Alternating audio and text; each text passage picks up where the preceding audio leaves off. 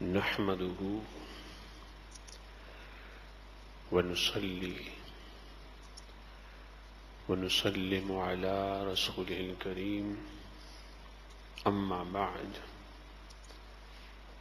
فأعوذ بالله من الشيطان الرجيم بسم الله الرحمن الرحيم الف لام میم صاد صدق اللہ العظیم وبلغنا الرسول النبی الامی المکین المجید الرؤوف الرحیم۔ حمد و ثنا کے بعد حاضرین محترم، جیسا کہ معلوم ہے کہ مقام محمد صلی اللہ علیہ وسلم، the status of محمد صلی اللہ علیہ وسلم اور عظمت محمد صلی اللہ علیہ وسلم، the dignity of محمد صلی اللہ علیہ وسلم in the light of حروف مقطعات، حروف مقطعات کی روشنی میں اس عنوان سے ہمارے خطابات اور دروس ہو رہے ہیں۔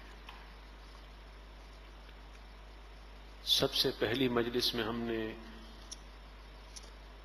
سورہ بقرہ کی پہلی آیت الف لام میم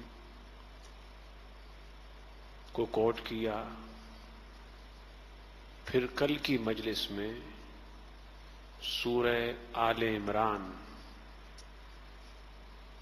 کی پہلی آیت حروف مقطعات الف لام میم کو ہم نے کوٹ کیا،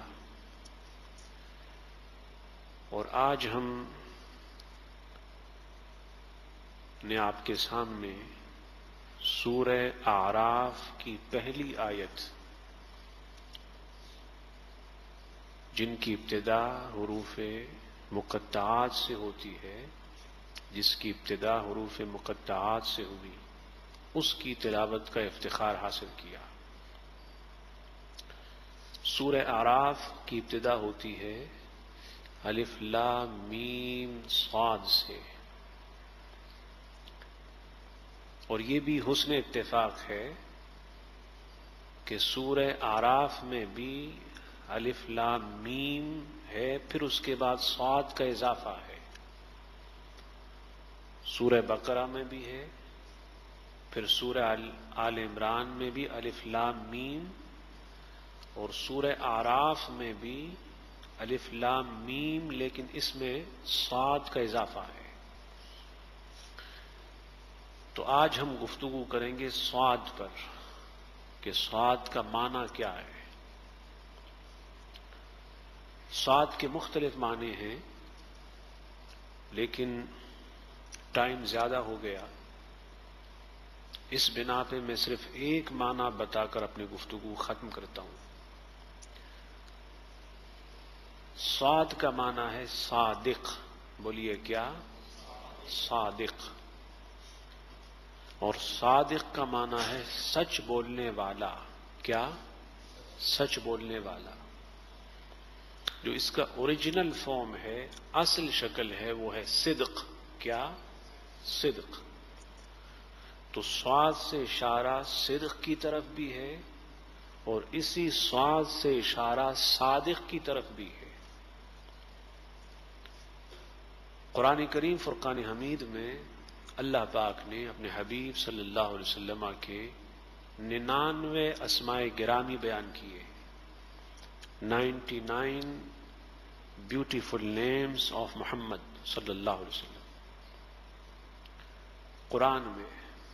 ویسے حضور علیہ السلام کے جو نام ہے وہ کاؤنٹ لیس ہیں، اگر ہم انہیں گننا چاہیں تو کبھی بھی گن نہ سکیں۔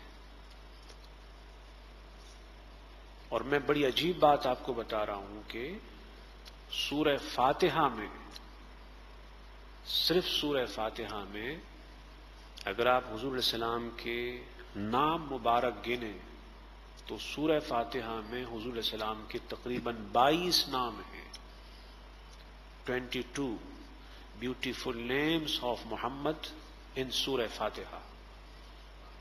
یہ پہلی بار بتا رہا ہوں، اور کبھی ان مجالس میں یا پھر زندگی میں کبھی موقع ہوا نہ ہوا تو انشاءاللہ جنت میں بھی ہم اسی طرح کی مجالسیں سجائیں گے انشاءاللہ. لیکن یہ یاد رکھنا کہ سورہ فاتحہ میں بھی حضور علیہ السلام کے 22 اسماء گرامی کا تذکرہ ہے. 22 beautiful names of Muhammad have been mentioned in سورہ فاتحہ. بیان کیا گیا سورہ فاتحہ میں. تو بتا یہ رہا تھا کہ ویسے تو حضور کے نام کاؤنٹ لیس ہیں، بے شمار ہیں، لیکن جو قرآن نے بیان کیے تو ان ناموں میں سے حضور علیہ السلام کا ایک نام صادق بھی ہے. ایک نام صادق بھی ہے،